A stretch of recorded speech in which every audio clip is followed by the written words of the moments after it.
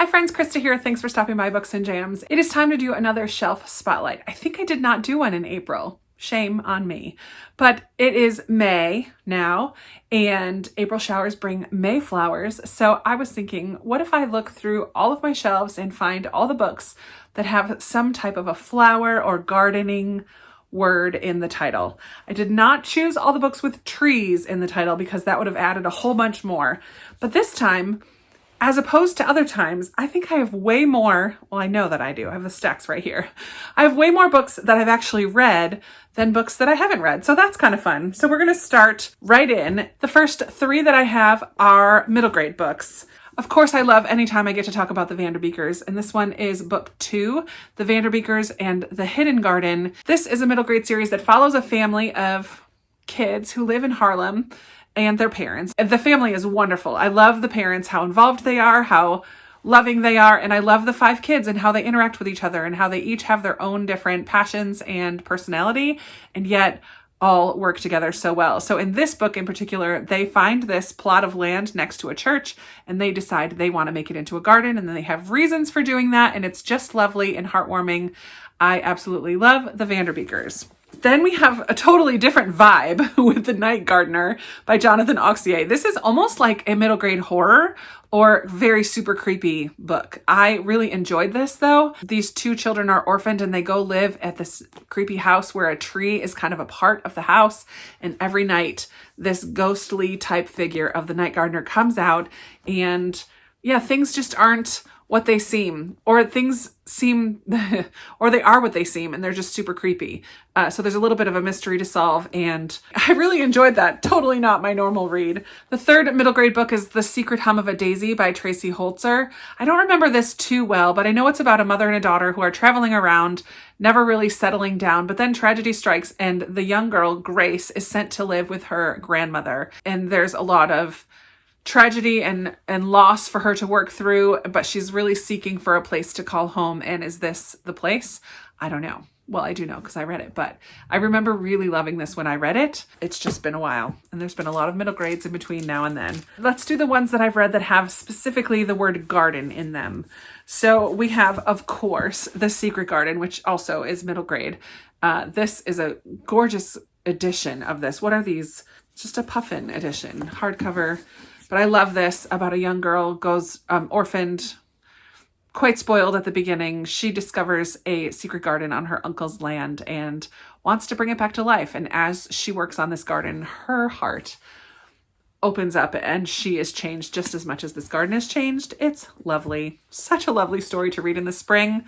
The Forgotten Garden by Kate Morton was my first Kate Morton book that I ever read. And honestly, I read this before BookTube days, so I don't really remember that much about it. I do know that it's about a girl who gets abandoned on a ship headed towards Australia. And so she gets there with nothing, basically the clothes on her back, a small suitcase and a few clothes and a single book. A volume of fairy tales. She's taken in by one of the ship workers, and I think it's about her trying to find her family, but also finding new family. I don't know. I don't really remember, to be honest. I just know that I loved it enough that I wanted to read more from Kate Morton.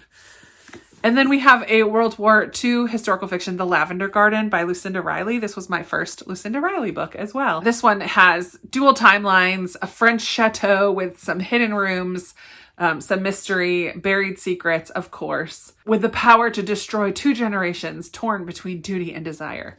Yeah, this is another World War II that I really enjoyed. And again, would love to read more from Lucinda Riley because of it. This was not my first Sarah Addison Allen, but I do love Garden Spells. It's my favorite that I've read so far by her. Like I've said many times on my channel, Sarah Addison Allen does magical realism so well. The kind of magical realism that I like. It is not dark and creepy. It is light and quirky, and I love that. In this book, we follow this family. What's their last name? The Waverleys. And every woman in the Waverley family has some kind of special gift or ability.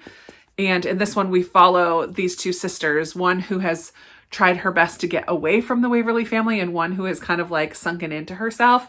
And the one sister who had gone away comes back, and yeah, it's just, it's fun and quirky and sweet and deals with some heavy stuff too, but in a fun way. Like there's an apple tree who throws apples at people.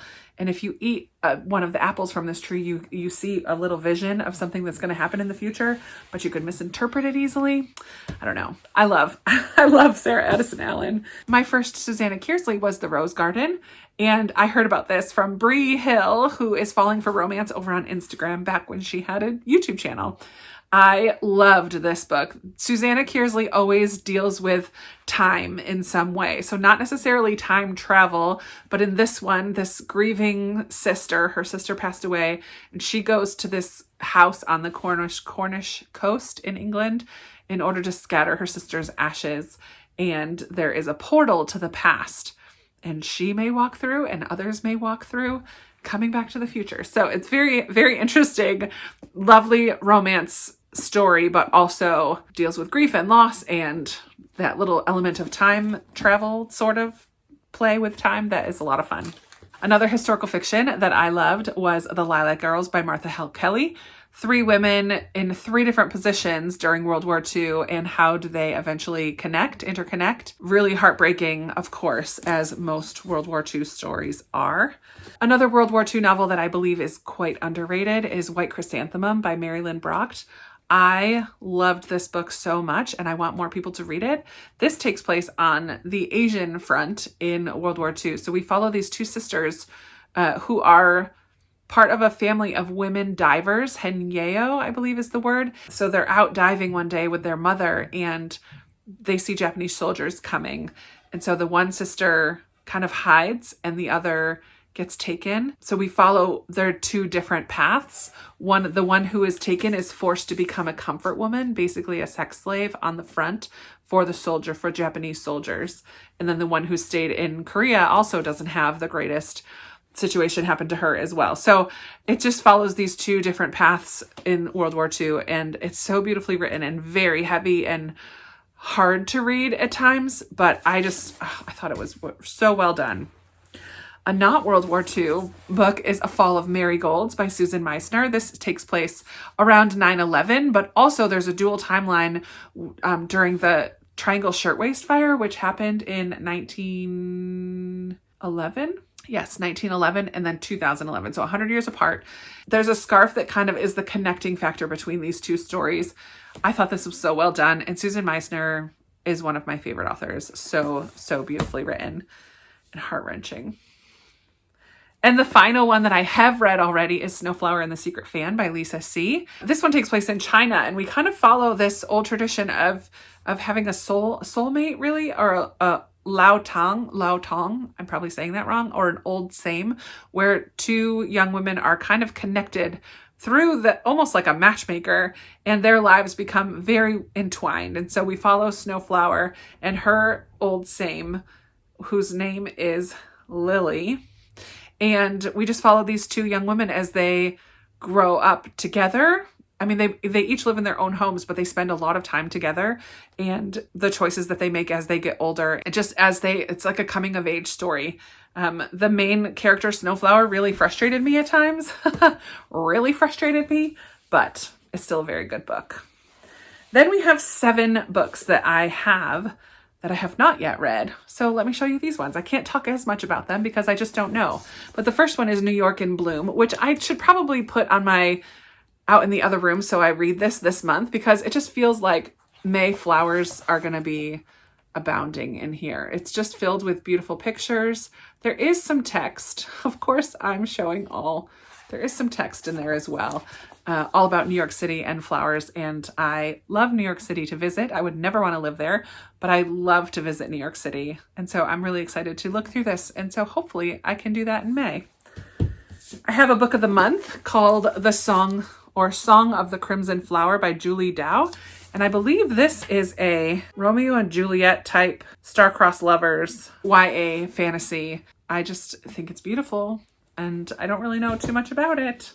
There are 2 other Lucinda Riley books with flower names in the title.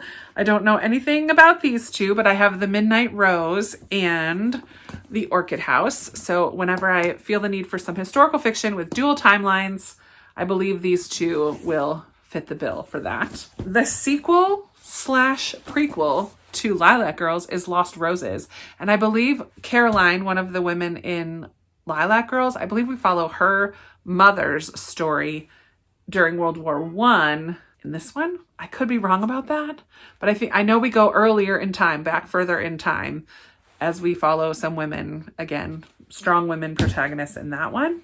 I have Yellow Crocus by Layla Ibrahim, and I'm not sure if this is adult or YA, to be honest with you, but this takes place in the South, in America, with an enslaved woman who is kind of forced to become a wet nurse for someone else's baby, which is really super sad for her because she has to be separated from her own infant son in order to be the wet nurse. And then it's just about the relationship that develops because of that situation. I'm not really sure, but I've heard good things about that one a while ago, but I haven't heard anyone talk about it lately. And finally, I have a Christian fiction called The Sweet Smell of Magnolias and Memories by Celeste Fletcher McHale. In this one, it's kind of a contemporary, I don't know when it happened, but there was a flood. The Mississippi River flooded, and these two, JC and Colin, share some intense times together as they try to survive this massive flood. But then something happens, and JC loses part of her memory, and she's convinced that Colin is the man for her. But when she loses her memory, everything in her life changes. However, a year later, she's a bridesmaid in one of her friends' weddings, and Colin ends up being the preacher, and some of those memories start coming back. So it just sounds like it'll be a romance, contemporary, but that traumatic situation of being in the flood together, and then amnesia or partial amnesia or something along those lines. Yeah, I'm interested in that, and it does have magnolias in the title. So those are the almost 20 books, 19 books that I have on my shelves that have some kind of flower or garden word in the title. I would love to know, do you have any garden books or flower books or flower titles that you really love? This might not be all of the books that I've read that have those things in the title, but this is just a little spotlight of the ones that are on my shelves. So I would love to hear from you in the comments below. Have you read any of the ones I have not yet read? Did you love also any of the ones that I have read? Or do you now want to? Let's chat in the comments. You guys know I love talking with you down there. And be sure to give this video a big thumbs up if you liked it. Subscribe if you haven't already. Hit the little notification. I try to do shelf spotlights every month. I don't always do it, but I try to. I have a ton of books in my house, and it's really nice to get a little glimpse of some of them based on some category or descriptor or something. So today, this month, it's flowers and flower words and garden for spring because it's May. I hope that you're having a wonderful day, whatever day it is when you watch this, and I will be talking with you in another video very soon. Bye!